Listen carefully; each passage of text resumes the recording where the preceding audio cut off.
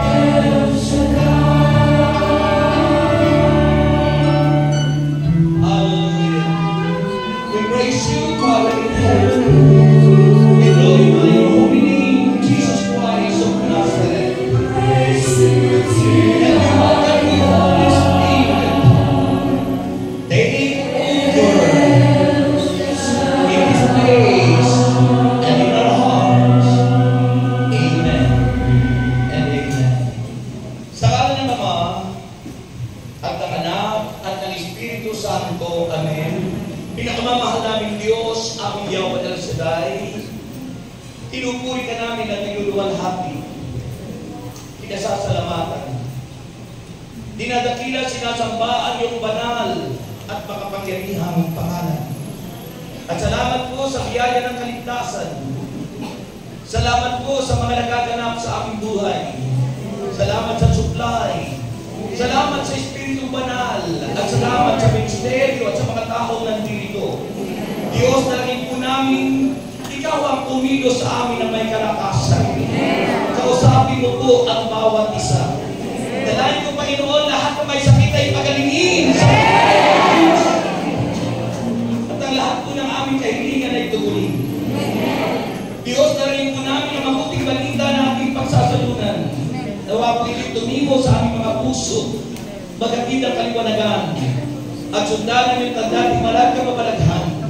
We acknowledge your presence, O God, in our midst, because there are two or three gathered in your name here. Your promise, there you are in our midst, O Lord. And we acknowledge you and we welcome you in the name of the Father, Son, Holy Spirit. Purihin po natin ang Panginoon.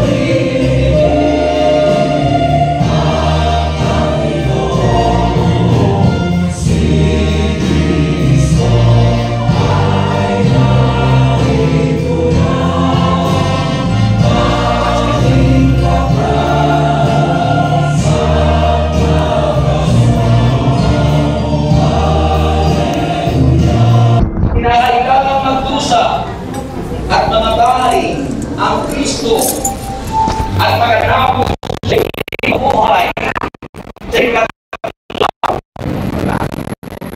sa pamahalaan ang pagsisisi at kapatawaran ng mga kasalanan ay dapat ipangaral sa lahat ng mga bansa. Magmula sa Jerusalem, kayo ang mga saksi sa mga bagay nito. Tandaan ninyo. Tandaan ninyo. Tandaan ninyo.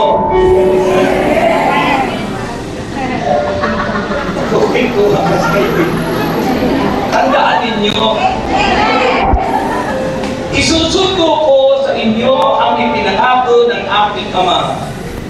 Ito kayong aalis sa Jerusalem hanggat hindi ko napagkakalukuban ng kapangyarihang mula sa langit. Pagkatapos ng mga ito, sila'y isinama ni Jesus sa labas ng lungsod. Pagdating ng Betania, itinaas niya ang kanyang mga kamay at sila ay binasbasan. At habang binabasbasan niya sila, siya'y umalis at dinala paakyat sa langit. Siya'y sinamba nila at pagkatapos ay bumalik sila sa Jerusalem na punong-puno ng kagalakan. Palagi silang nasa templo at doon nagpupuri sa Diyos. Sabi ko, at doon nagpupuri sa Diyos.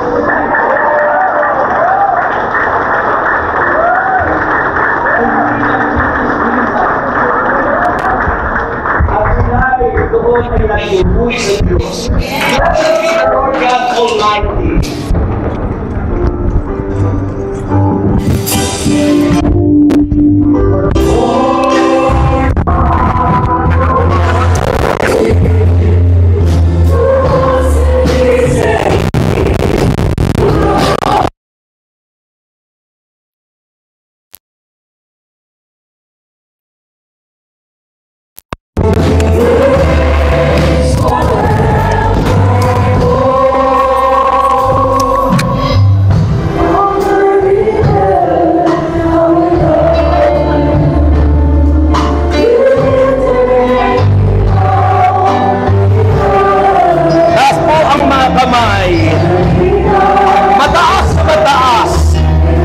Hallelujah. As your people declare your mighty word, that's the day of the Lord God Almighty, who was that's the day of the Lord God Almighty, who reigns forevermore.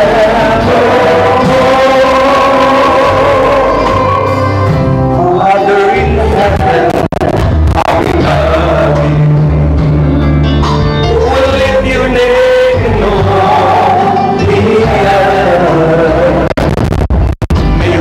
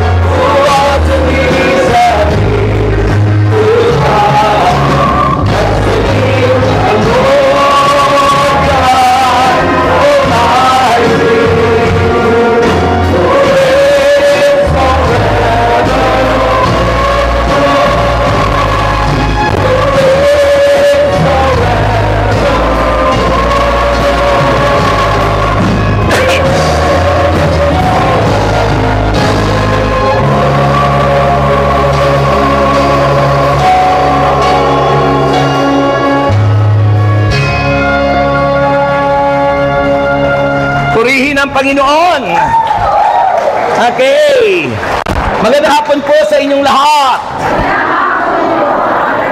Mga 50% lang yung sumagot.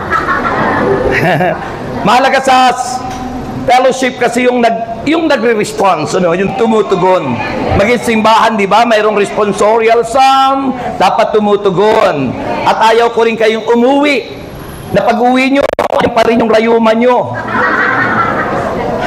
Gusto ko pag-uwi nyo, tagumpay, malakas, at pinagpala ng Diyos. Amen. Kaya muli kong mabatiin kayo, magandang hapon po sa inyong lahat. At dahil kayong lahat ay sumagot, answered prayer kayo. Talaga? Answered prayer ba kayo? Bakit? May prayer request ba kayo? Lahat ba kayo may prayer request? Taas nyo nga. Alam nyo, sa area ko po, hindi ko pinapayagan na ang workers, maging preachers, maging choir, ay walang prayer request. Kasi, every General Assembly, yan po ang ebidensya na tayo po ay may mga attendees. Kaya mahalaga, lahat ay may prayer request. Pag hindi po kayo gumawa ng prayer request during your assembly, you are not a model to the believers. Hindi ka magandang halimbawa sa mga mananampalataya. Kaya dapat po lahat, workers are not exempted. Disciples are not exempted. Choir are not exempted.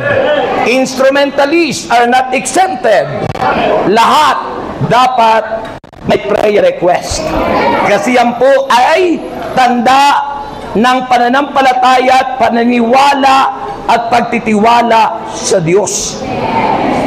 May baka tayo attend, wala ka naman paniniwala at pagtitiwala sa Diyos kasi hindi ka sa Kanya humihingi. Wala kang request sa Kanya. Sabi niyo. At taas na yan, at para ipanalangin na natin, pero at least po, kung wala kayong prayer request ngayon, sa susunod, kailangan kayo may prayer request. Pakita nyo sa Diyos na kayo committed. Lagi kayong committed, always available, always submissive, at honest. Yun yung cash. Lagi kayong may cash sa inyong pocket. Commitment, letter C, availability, tapos submission, and honesty. Yan, yung cash. Diba? Lagi kayong may cash sa pocket nyo. Taas ang lahat ng yan. Ama naming Diyos, kami nagpapasalamat at dalayan ko, Panginoon, basbasa ng mga prayer request na ito. Nagtitiwala po kami sa iyong katapatan, sa iyong kabanalan, at naniniwala kami lahat answered prayer. Diyos, pagpalain niyo po ang lahat ng ito, kasama po ang aming mga offerings na ang iyong pangako ibabalik sa amin, siksik, liglig at umaapaw. Sa ngalan ni Jesus, ang lahat ay magsabi ng thank you, Lord. Laging amen ang sinasabi nyo. Thank you, Lord. Magpapasalamat na kayo. Okay, taas ang inyong kamay at dahan-dahang maupo. Dahan-dahang maupo. Sabi ko po, mga kapatid, ang sabi ko po, dahan-dahang maupo, hindi po sinabing mag-ingay kayo. Kasi magpipreach na ako, magsasalita na ako dito. Lalapit yung mga collector, wag na kayo magsasalita. Dito na kayo ang tingin. Namangha ba kayo? Saan kayo namangha? Bakit? Akala nyo si Alden na ang nasa harapan nyo? Akala nyo si Alden Richard ang nasa harapan nyo? Kaya kayo namangha. Higit pa kay Alden ang nasa unahan nyo. Bakit? Ang mga lingkod ng Diyos ay mga totoo, hindi nag-aartihan. Ang mga artista, puro arte lang yun. Pero ang mga lingkod ng Diyos, naghahayag ng katotohanan na magpapalaya sa ating lahat. Amen. Kala nyo si Alden, ano? Si Brother Ray Babo, sino kamukha? Hindi, pero sinasabi sa kamukha niya eh. Hindi. Hindi. Nakalimutan ko yung sinasabi niya, kamukha niya eh.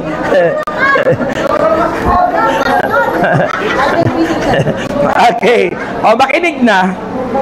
You know, listener o listening is very important. Alam niyo kung bakit mahalaga ang pakikinig?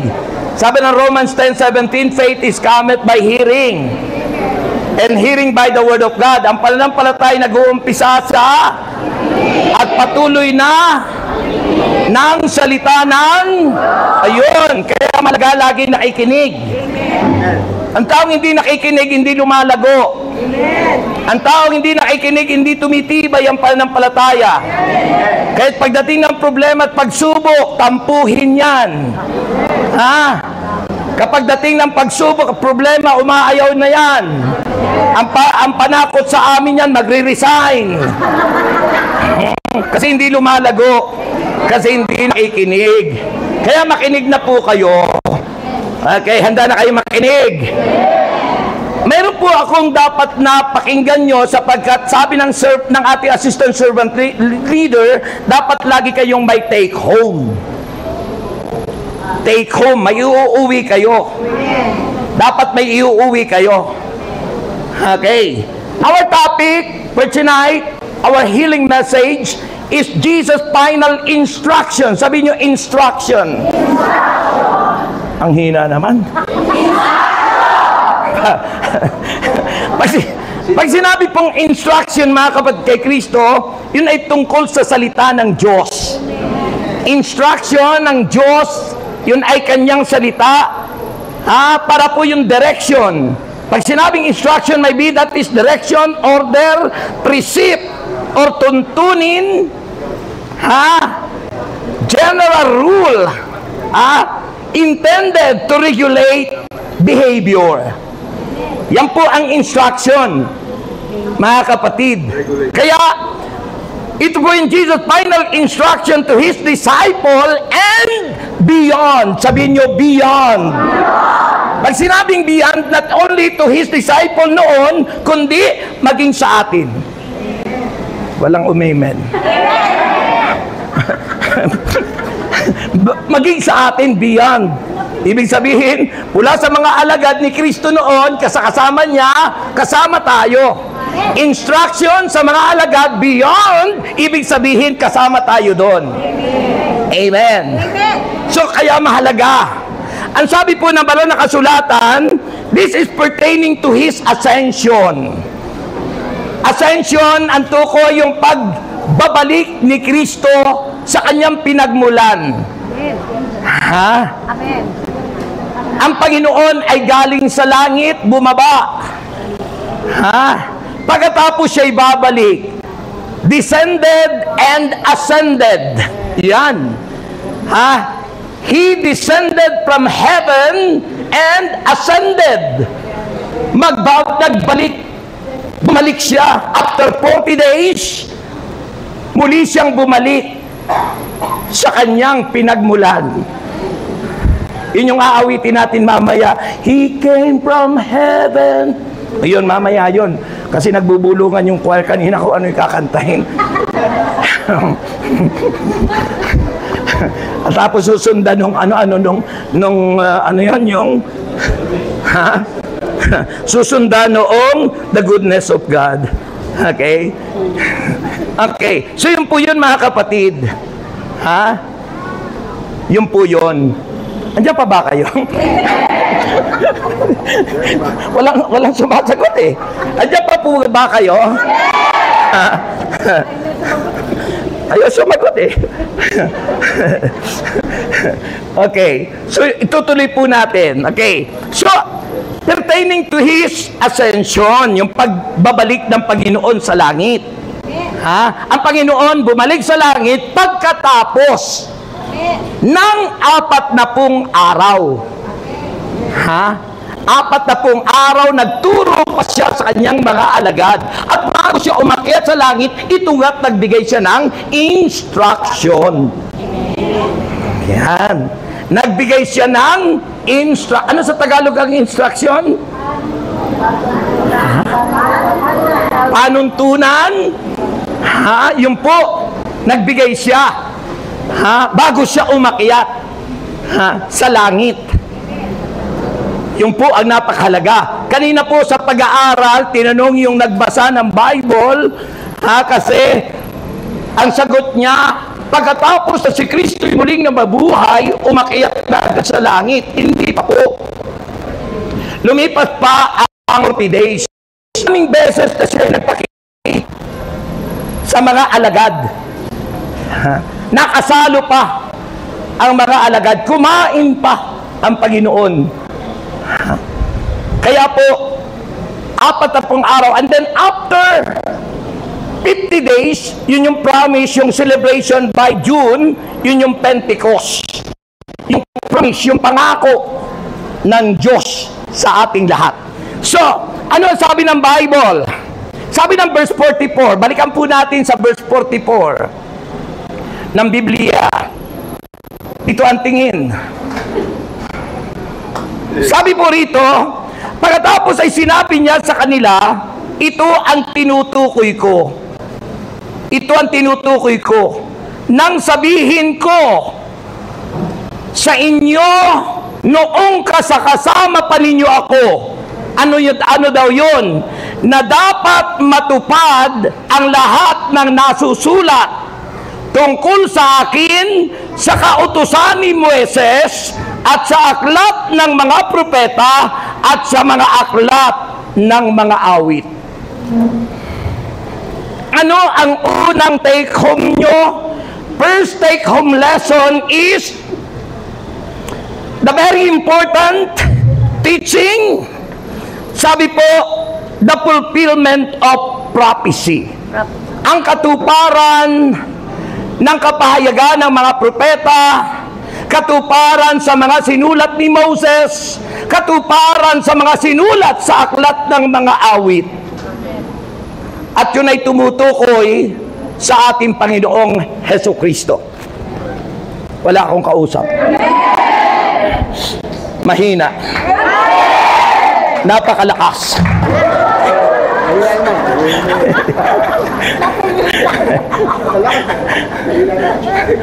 Mga kapatid, tanong ko sa inyo, sa parable ni Christ, sa kwento ng Panginoon, the parable about yung mayaman at si Lazaro. Namatay si Lazaro, namatay din ang mayaman. Si Lazaro napunta sa Abraham bosom, bahagi ng heaven. Yung mayaman napunta sa impyerno. At ang sabi ng mayaman kay Amang Abraham,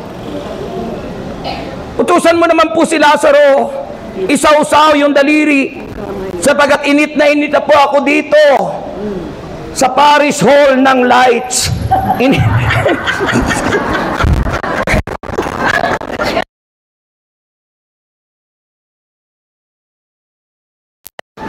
Isausaw. At ang sabi nung mayaman, mayroon po ako mga kapatid sa lupa. Ayaw ko po maranasan ito na aking mga kapatid. Kaya kung maaari po, mabalikin nyo si Lazaro doon para sabihin na ganito ang nangyayari sa akin dito sa kinalalagyan ko.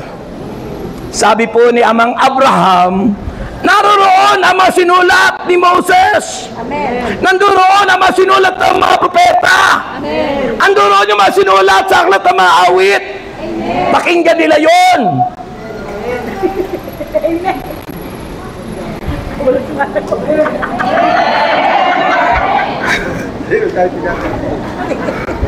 Sabi nung pinagpilitan ng mayaman, kung po pababalikin nyo yung patay na muling nabuhay, tsak po maniniwala sila. Sabi ni Amang Abraham, kung yun yung sinulat ni Moses at yun nga mga kapayagan ng propeta at ang aklat sa mga awit, hindi nila mapaniwalaan. Paano kaya yung patay na muling nabuhay? Mga kapatid, napunta sa impyerno ang mayaman hindi dahil sa kasamaan at kasungitan at karamutan. Hindi lang po yun, kundi dahil sa di niya paniniwala sa mga prophecy, sa mga pahayag ng salita ng Diyos. Hindi naligtas.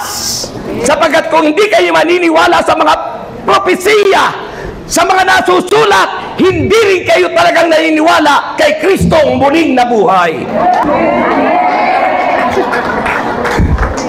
Kaya sabi po, your take home lesson number 1 is the fulfillment of prophecy. Sabi ng verse 44 yun. And then sabi po ng verse 46, sinabi niya sa kanila, ganito ang nasusulat, kinakailangang magdusa at mamatay ang Kristo at pagkatapos siya ay muling mabubuhay sa ikatlong araw. Ayun. Ayun. Alam niyo po, yung bawat palakpak niyo, ekspresyon ng inyong pagsamba sa Diyos. Yung bawat pagtugon nyo, pagsigaw, expression of worship sa Diyos. Dahil ang pagsamba ay nasa puso. At lingid sa alaman nyo,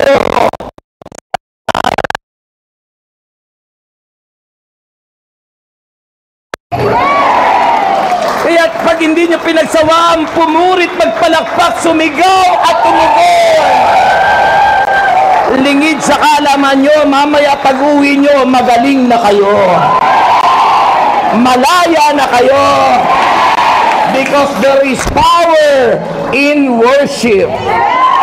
So you express your worship, ipakita nyo, ipadama nyo sa pamamagitan ng pagtugon nyo, pag-response nyo, lahat.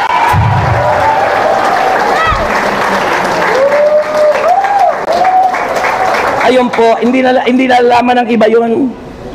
Kaya basta attend. Attend lang ng attend. Pero pag uwi, ganun pa rin. So mahalaga po yun.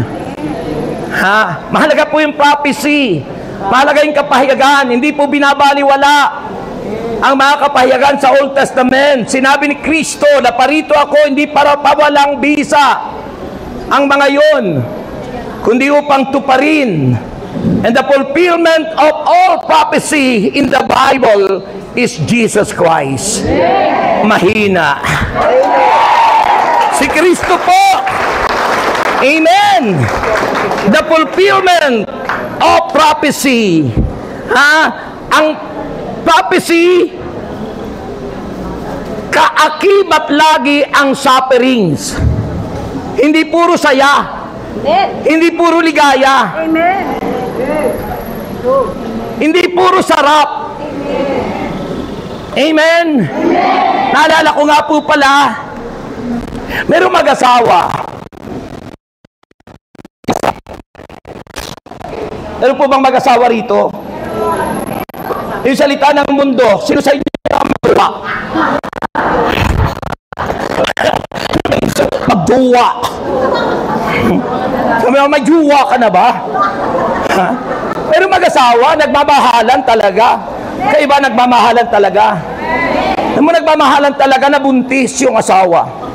Nung nabuntis po yung asawa niya, siyempre masakit at mahirap manganak. At maraming babaeng nanganganak, minumura pa yung asawa niya. Lalo na kapag umiiri na. Merong na-invento na bagong machine. Bagong invention. Na yung machine na yun, mag-a-agree lang yung husband mo, hindi na ikaw ang mahihirap ang mga anak.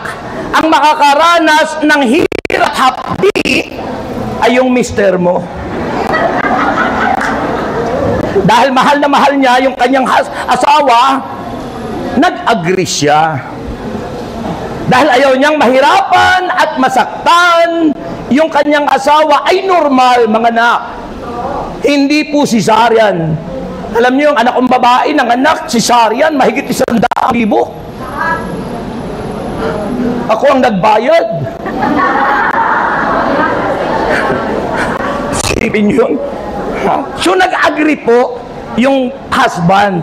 Nagkasundo sila. At nung nanganak na talaga naman, isiniset po yun from 500, 1,000, 1,500 hanggang 2,000. Siniset po yung machine. At habang siniset po, start ng 500, sabi ng doktor, husband, may nararanasan ka na ba? Wala pa po. Nilagay sa 1,000, wala naman ako nararamdaman. Nitudo sa 2,000, wala pa rin naramdaman. Lumabas na yung bata, walang naramdaman. Enjoy. Sabihin nyo, enjoy. Nakapanganak, pati yung husband walang naramdaman kahit tinudo na yung machine. Ito ang nakakagulat. Pag uwi nila ng bahay, pagbukas ng gate, nakabulagta yung driver nila. Patay.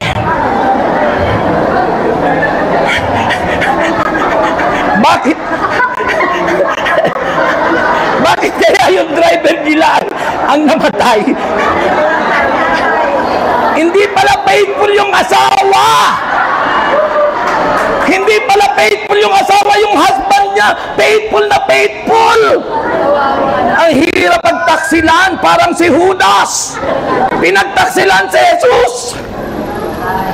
Ang nakaranas ng sakit, yung driver, kasi ang nakabuntis pala yung driver. Purihin ang Panginoon.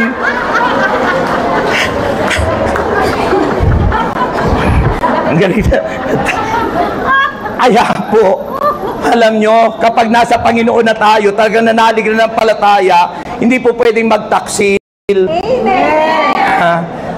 Ang taong nagtataksil yan yung walang pananampalataya, hindi naniwala sa propesiya, hindi naniwala kay Kristo na muling nabuhay. At ang taong walang pananampalataya at pananalig sa Diyos, walang kaligtasan. Amen! Gusto nyo maligtas? Amen! Itaas nyo ang inyong kamay at ipalakpak nyo ng malakas sa Panginoon.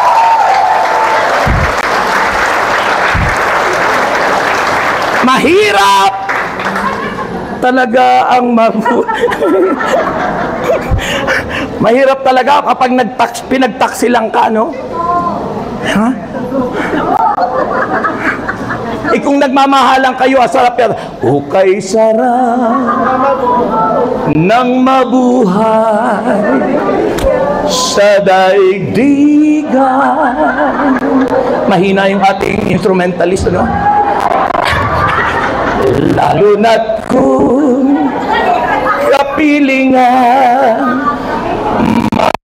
mabuhay. Mahina talaga yung instrumentalist. Madama ang ligaya. Sabayan nyo. Ay, ang sarap. Nalimot mo.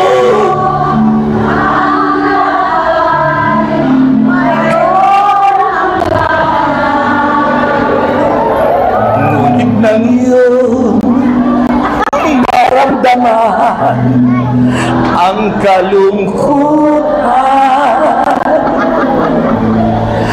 ay noon mo naalala si El Shaddai, ang tao'y marupok kay daling lumimot sa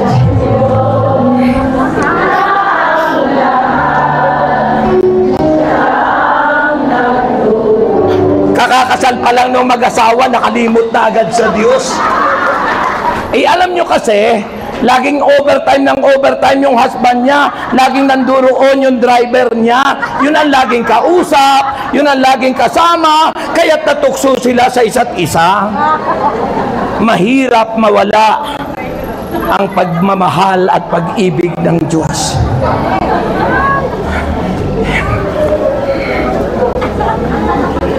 Nang madama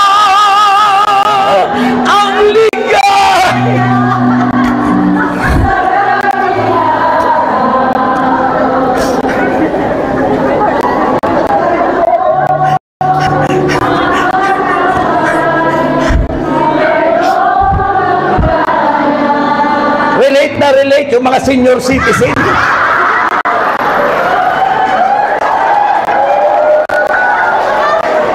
Yung mga kabataan, hindi makarelate. So, yun po ang first lesson that you need to take home tonight. Mahalaga po ang prophecy, sapagkat ang propesya, pag inyong pinakinggan at inyong pinagnilayan, lalalim ang inyong pananampalataya at matatanggap nyo at mapaniniwalaan na si Kristo'y muling nabuhay. Amen! Amen! At huwag niyong kaliligtaan that there is always suffering. Hindi po pwedeng ihiwalay ang mga pagdurusa at paghinagpis, sufferings, death, and resurrection were foretold, mga kapatid. Ano ang sabi ng banal na kasulatan? Sabi ng verse 46, makinig kayo, sinabi niya sa kanila, ganito ang nasusulat, kinakailangang magdusa, mamatay ang Kristo, at pagkatapos siya ay muling mabubuhay sa ikatlong araw.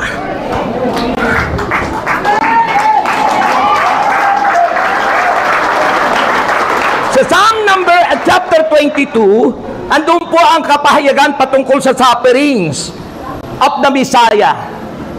The suffering Messiah is Jesus Christ. Isaiah 53, the sacrificial death of our Lord Jesus Christ.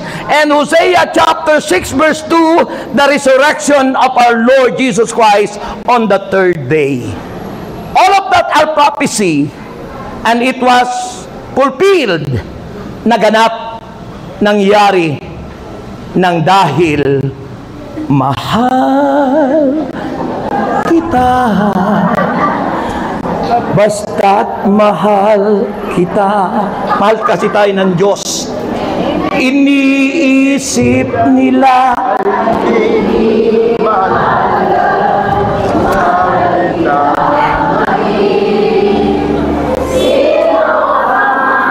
mahal tayo ng Diyos.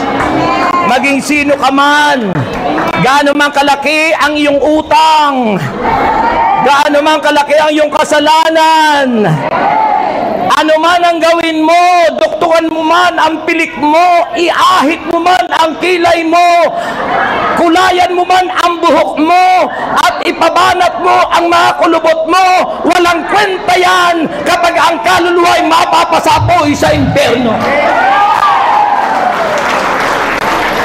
Maganda nga ang itsura, may duktong ang pilik mata, ahit ang kilay, may kulay ang buhok, saan naman pupunta ang kaluluwa mo? Dahil wala yung pananampalataya kay Kristo. Oy, hindi ko sinasabing masamang ahitin mo yung kilay mo. Hindi ko sinasabing masama na magduktong ka ng pilik mata. Ang sinasabi ko, pahalagahan mo yung salita ng Diyos, pahalagahan mo ang propesiya, maniwala ka at magtiwala ka na si Kristo muling nabuhay ang magliligtas sa atin. Amen. Dahil mahal ka ng Diyos. Number 2, lesson that you need to take home is the Great Commission. The Great Commission, verse 47, sabi ng Bible, sa kanyang pangalan ang pagsisisi at kapatawaran ng mga kasalanan ay dapat ipangaral sa lahat ng bansa. Magmula sa Jerusalem, kayo ang mga saksi ko. Kayo ang mga saksi ko sa mga bagay na ito. Yun ang pinag-uutos, the Great Commission ng Panginoon. Hindi lang yung sinasabi sa Great Commission doon po sa Matthew 28. Ano ang Great Commission sa Matthew 28? Go and make disciples of all nations, baptizing them in the name of the Father, Son, and the Holy Spirit, and teaching them. Turuan sila na sumunod sa lahat ng pinag-uutos ko. Turuan silang gumawa ng prayer request every prayer meeting. Turuan sila na maging modelo sa lahat. Ba't ganyan ang tingin mo sa akin? Turuan silang sumunod sa lahat ng pinag-uutos ko, sabi ng Panginoon. At tandaan ninyo, sabi ni Jesus, ako'y laging kasama nyo hanggang katapusan ng daigdig. I will never leave you nor forsaken you. I will be with you forever. Amen. At ang sabi po ng Mark chapter 16 verse 15 to 16. Sabi ron, humayo kayo sa buong mundo. Ipahayag nyo ang mabuting balita. Ipangaral nyo ang mabuting balita sa lahat ng bansa. Sa lahat, ipahayag. Hindi sinabi ng Bible, humayo kayo, ipagchisis mo, siraan nyo yung kapwa nyo. Hindi po yun ang pinag-uutos. The Great Commission, sabi ng Panginoon, ituro nyo ang magbalik loob sa Diyos, repentance and forgiveness of sin. Hindi pangakong pagpapalain ka, bibiyaan ka, sekundary lang po yan. Ang higit na mahalagang ipangako natin sa Diyos, ang langit. Ang langit. Ang langit! Ang langit! At susunod ang mga pagpapala at biyayang mula sa Panginoon. Amen po ba? Yun po ang nais ng Panginoon. Lahat tayo, be a part of the great plan of God. Maging bahagi ka ng magandang plano ng Diyos na ang lahat ng tao ay maligtas. Amen. Maging kaisa ka ng pagpapahayag ng mabuting balita. Yung iba nakita ko, sabi ko, tinanong ko, may trabaho pala yung iba, kaya pagkatapos umawit, umalis na. Nakagmotor sila. At least may trabaho sila. Kaya mahirap yung ikaw, nandito ka, wala ka namang gagawin sa bahay, alis ka na, kung masagasaan ka dyan sa labas. Pananagutan ka ni Brother Ray Barga. Bravo. Diba? Sa gawain, dapat kung araw na ito, danyan tayo. Priority si Lord. In everything you do, sabi ni Saint Paul, put God first. Unahin natin ang Diyos. At pag inuuna natin ang Diyos, lahat ng kailangan mo, idaragdag ng Diyos para sa iyo. Amen. Amen.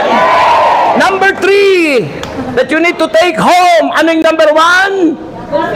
Fulfillment of the prophecy. Number 2, Great Commission na tinuturo, kailangan ituro mo, magbalik loob sa Diyos, magsisi, tumalikod sa kasalanan, metanoia. It's the importance of the sacrament of reconciliation.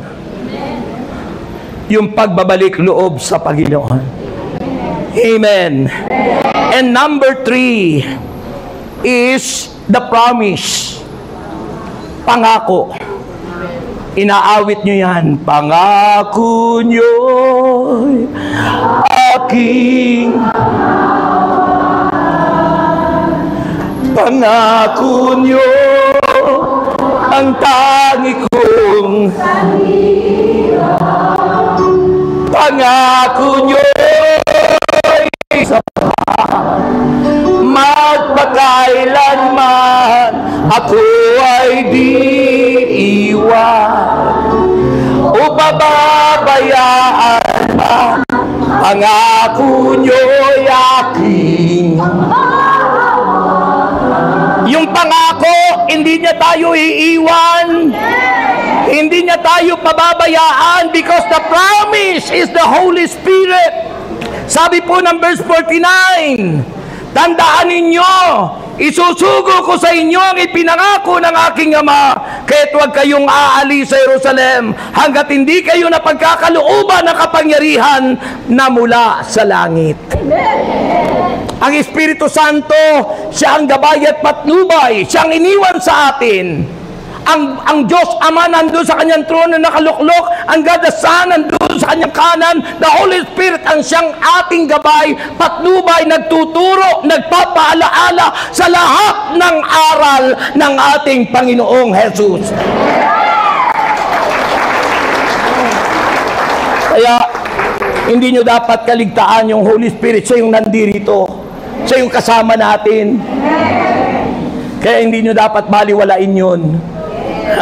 Ano ang purpose ng Espiritu Santo? Sabi ng Bible, the purpose is to empower us. Yung tayo bigyan ng kapangyarihan. Kaya sabi niya, huwag kayong aalis sa Jerusalem hanggat hindi na ibibigay sa inyo ang kapangyarihan mula sa langit. Acts chapter 1 verse 8, and you shall receive power when the Holy Spirit comes upon you. And you, all of us, you will be my witness, sabi ng Panginoon, from Jerusalem to Judea, Samaria, and to the uttermost part of the earth.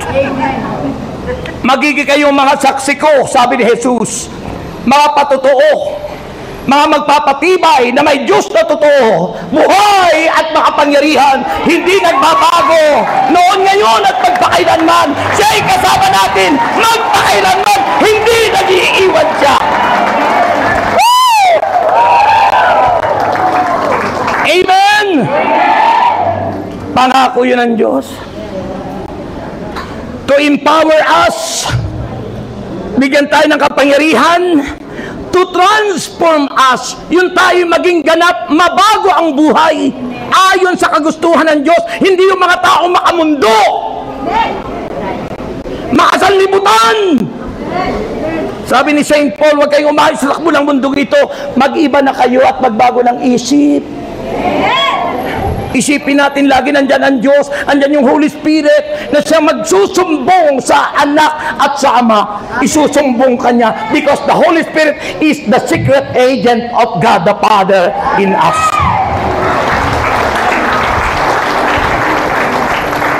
Kaya wala po tayong maililihim sa Diyos dahil may secret agent, and that is the Holy Spirit. Tandaan niyo po yan. Siya'y laging kasama mo, but sometimes you neglected Him. Pinabaliwala mo siya. Kikilos ang Espiritu Santo sa buhay ng tao if you let Him to move in your life. Kung pahihintulutan mo siya na kumilos sa buhay mo. Ang Holy Spirit is very obedient. Our heart is the temple of the Holy Spirit, 1 Corinthians 3 verse 16. At dahil siya'y nandyan, we receive Him from the very beginning that we were baptized. Tayo bininyagan, tinanggap na natin yun. Pero pinahintulutan mo ba? Sinangayunan mo ba ang kagustuhan niya sa iyong buhay? In-empower tayo ng Diyos when we were, ano tawag yun yung? Pagkatapos ng binyag, compel. When we were confirmed, kinonfirm tayo nung age 12 tayo. Acts chapter 19, nang ipatong doon sa mga alagad na yun ang kamay ng isang lingkod ng Diyos, bumaba ang Espiritu Santo. Sumakanila, napuspos sila, nagsalita ng ibang wika, nakatibayang sumasa kanila ang Espiritu ng Diyos.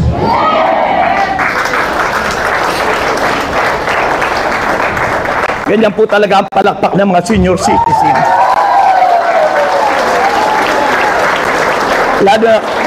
Lalo na po kapag humahapon na, kapag medyo dumidilim na, ganyan po talaga yan. Naunawaan po kayo ng Diyos. Opo, totoo po yun. Okay? So yun po yun, mga kapatid. Wag na wag nyo, tinanggap na natin yun. In-empower na tayo ng Panginoon. Nung tayo ay i-confirm. To transform, to transform, to empower, and to sanctify. Pabanalin. Sabi ng 1 Peter chapter 1 verse 15, yaman tumawag sa inyo banal, magpakabanal kayo sa pamagitan ng ng pagpapahintulot ng Espiritu Santo na siya'y sumaatin at sundin natin ang kanyang kalooban para tayo'y maging banal, banal, banal.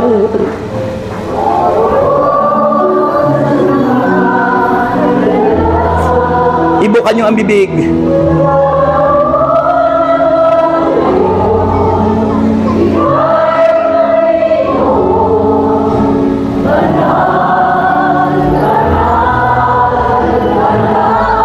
Ulitin nyo. Banal, banal, banal, O Diyos ng mga nilalang, mula noon hanggang ngayon, Ika'y Panginoon, banal. And finally,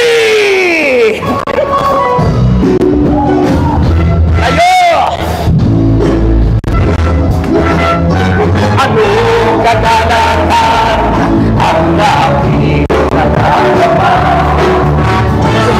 Ako'y nakikinig ng malamang salita. Nalaman ko ang susi ng kanyang mga himala. Sa kapay na ito niya at para tatang kamay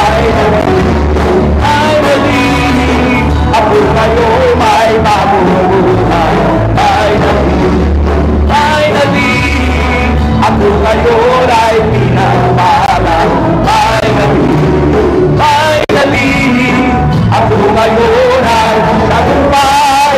Finally, yes! Ang buhay ko ngayon, ang buhay ko ngayon,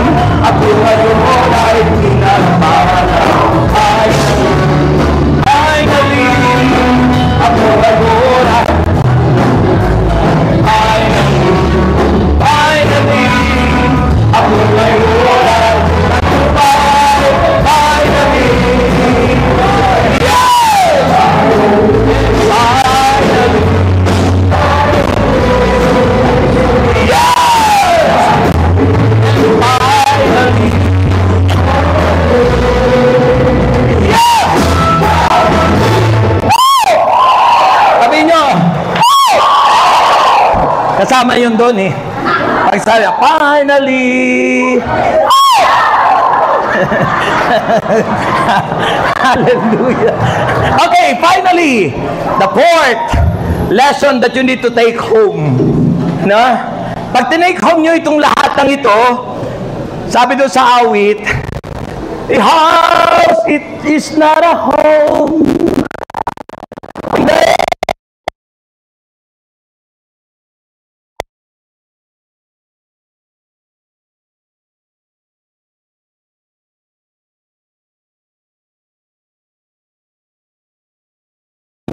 Of the Holy Spirit.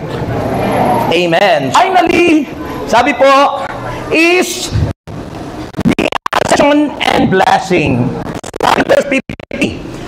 Sa gospel, pagkatapos ng mga ito, sila Jesus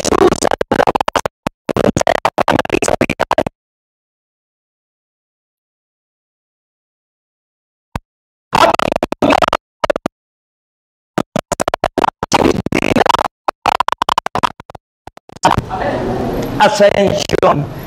Yung pong pagtataas ng kamay ni Kristo, that's the role of the priest. No? And our high priest is Jesus. So binasbasan. Tayo po ay binabasbasan lagi ng Diyos. Ang hila. Sino naiiwalang siya'y laging binabasbasan ng Diyos? Ayun po, mga kapatid. At tayo laging binabasbasan ng Diyos, sabi roon, as high priest roll, lifting his hand and bless them. Pinagpala, binasbasan. At ang sabi pa ng mga alagad, the disciples respond. Ano ang tugon nila? Sabi po doon, the response of the disciple is worship, joy, and continual praise. Sabi ng verse 52, wala po na ako'y tawagin ng Panginoon at naglingkod sa Diyos. Doon ko talaga nadama yung sabi roon, fullness of joy. Ano? Samantalang noon, no, ako po'y wala pa sa ministeryo, very introvert po ako, mahiyain. Hindi ako marunong magsalitang tulad nito. Pero thank God, because of the Holy Spirit, ayun po, naging extrovert tayo, na hindi na maging mahiyain, sapagkat alam nating kasama natin ang Panginoon. At mula noon, hanggang ngayon, yung sakit sa puso, enlargement of the heart, rheumatic heart disease, ulcer, hepatitis, ispat sa baga, lahat ng aking sakit, pinagaling ng Panginoon. Ganyang kabuti ang Panginoon. Ang tugon, mula noon, natuto akong sumamba sa Panginoon. Hindi ko binawala ang pag-awit sa Lord. At dahil sa pag-awit sa Panginoon, lagi kong nararanasan ang presence ni God. Ang hina. Gusto nyong maranasan ang presensya ng Diyos? Itaas mo ang inyong kamay. And let's declare, Lord, I lift your name on high. From the bottom of your heart, ideklara mo,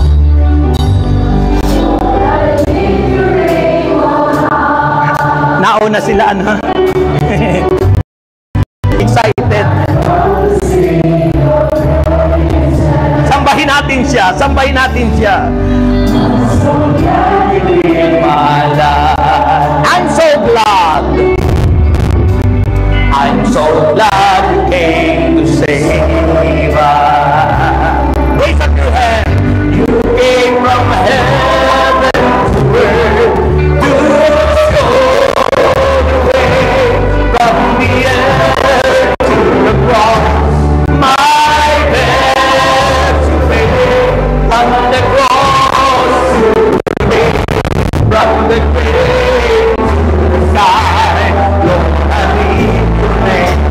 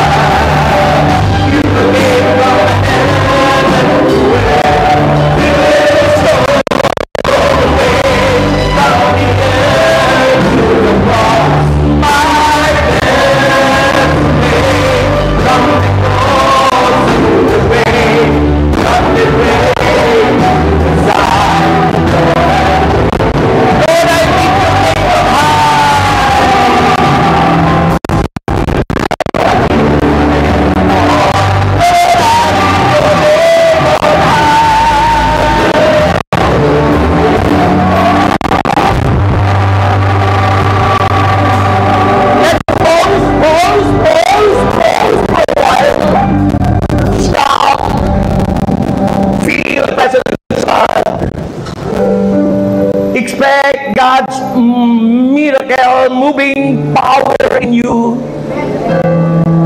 Let the Holy Spirit move in your heart. Express the goodness of God.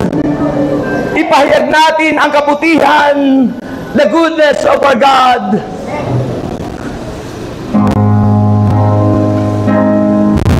Feel Him. Damhin mo siya.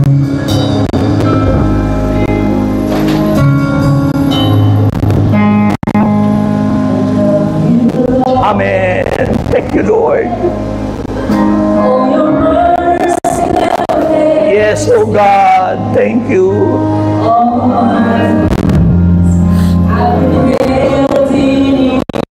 Yes, oh Father in heaven.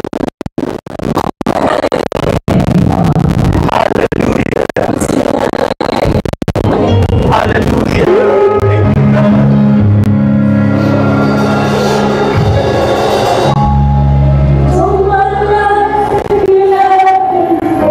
You are so faithful, God. You are so good. You are faithful, God.